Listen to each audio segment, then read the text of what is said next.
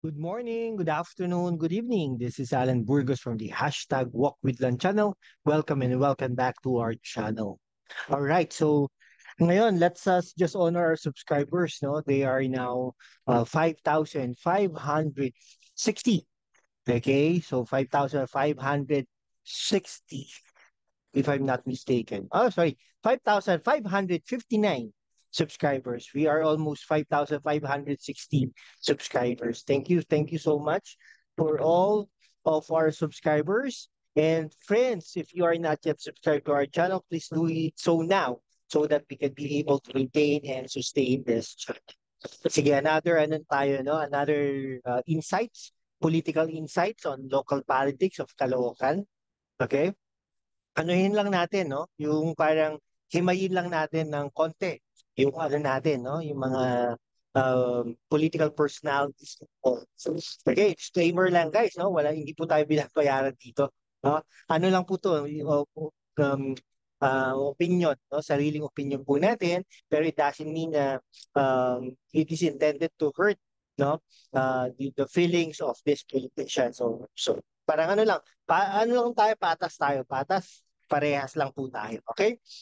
Ito po yung sa Caloocan ulit, no? Sa Caloocan, Kangkalu, no? Kangkalu. Ayan.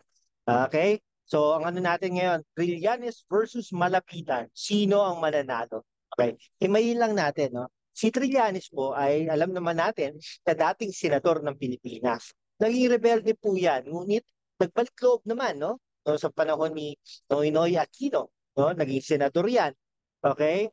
Ah, ang senador, tumakbo bilang Vice President ng Pilipinas. Ngunit natalo po yan, no?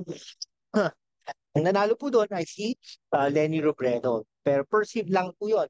Na nanalo, ay sorry, pero yeah, legal, legally, nanalo po si Robredo kasi tanga pa nga ng Supreme Court. No? Pero yung perception ng iba, no, ang nanalo doon ay si Bongbong Marcos. Pero anyhow, okay, so si former Vice President Lenny Robredo. Okay, sinuportahan rin niya yan, no, ang maging presidente nung tumakbo presidente noong 2022. Ngunit, ngunit, tumakbo po yan na senador na talo. Okay? So ano naman po yan, para reasonable naman daw reasonable naman si former former Senator Antonio Trillanes. Okay? Taga-Caloocan yan. Taga-BF Homes yan po, no? According to sa interview ni dating Congressman Irice. Okay? Now, aral po yan. Actually, professor po yan ng graduate school ng Ateneo at saka ng UP. Okay? Nag-aaral din po yan sa Harvard University. No? Hindi ko lang alam kung online or face-to-face. Yeah. Yan po ang kanyang ano, no? Kanyang mga uh, yan po ang kanyang mga credentials. Baga. No? Siyempre, may plano po yan with regards to Caloocan. Dahil ano naman, taga-Caloocan naman po yan. Lagi niya nadadaanan siguro ang problema. Lalo ngayon kung umiikot na. No? Siyempre, governance ang tinuturo niya, may mga pwede naman siyang gawin para sa Caloocan City. Now, ang mga malapitan po ay mula pa noong 2013. Actually, 2012. Tama, 2012, nung nanalo, ang daddy ni Dale, no? Si Oka Malapitan, no? 2012, 2015, 2015 to 2018, 2018 to, sorry, 2019 to 2022. Para gano'n, no? Ayan, tatlong term. Tapos ng 2022, first term ni Dale Malapitan. Okay? Ayan. Okay? Now, dati po, congressman naman ng first district. First district ko or second district? Comment lang po kayo. Si Del Malapitan. So, nagpalit lang sila. Palit lang sila ng posisyon. Okay? So, yun. Usually, gano'n naman talaga ginagawa ng mga politicians natin. So, nagpapalit lang ng posisyon. Okay? Yan. Palit lang ng posisyon. Okay? So, mayor ngayon, si Oka Malapitan. Hindi lang natin alam kung pwedeng manalo si Trillanes sa nakakabatang malapitan. Kasi usually ganun, di ba? Minsan mas mahal ng mga tao yung nakakatanda, no? Na malapitan. Okay? So, ayun. Masusubukan natin ang local politics or local machinery ng mga malapitan versus Trillanes. Okay? Sino ang mananalo sa kanila? Pero syempre, imagine ninyo, no? More than a decade or more than a decade na mayor, congressman, itong pag-amang ito, no? Eh, hindi po natin alam. Pero in terms of nagawa, marami naman pong nagawa. Mga 500 pesos na allowance sa mga senior citizens. Okay, yung mga napagawa nila, obviously, no? Mga infrastructure na yung gym nila, gymnasium nila, yung especially sa North, no? Marami rin naman sa North, marami rin naman sa South.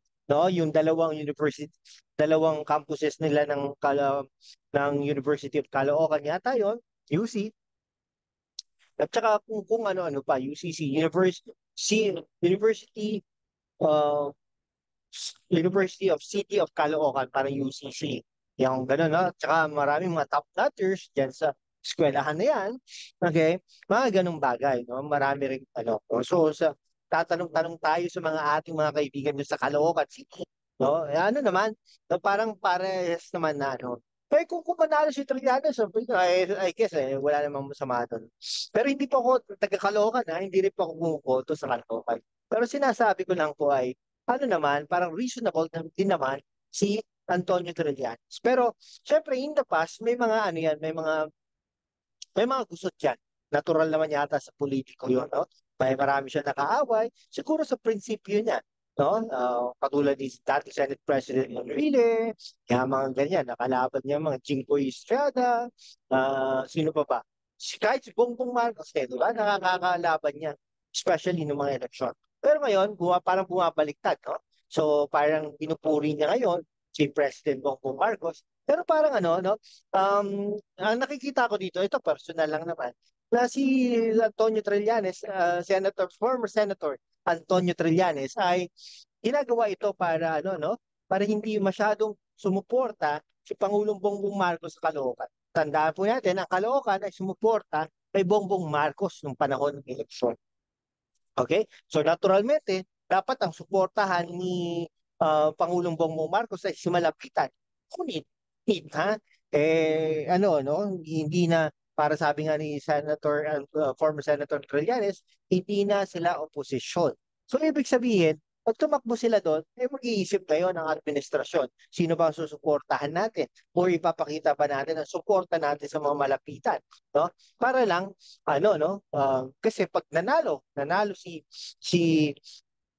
Trillanes, no, si Senator Trillanes dyan sa Caloocan City, ay baka maging opposition city yan, no, something like that. Pero I doubt kung mangyayari yon, no. Ang daming supporters ni Pangulong Bongbong Marcos dyan. Okay, so yun po ang ating ang ating pananaw dyan, no? Okay, yan po ang ating pananaw. uh, Okay, so hanggang dito na lang po mga kaibigan ko. Maraming maraming salamat po sa inyo. No? Kung hindi ka pa nakapag-subscribe, paki-share na rin. And subscribe ka naman, paki-like na rin. No? So maraming maraming salamat sa inyo guys. God bless you all. Bye.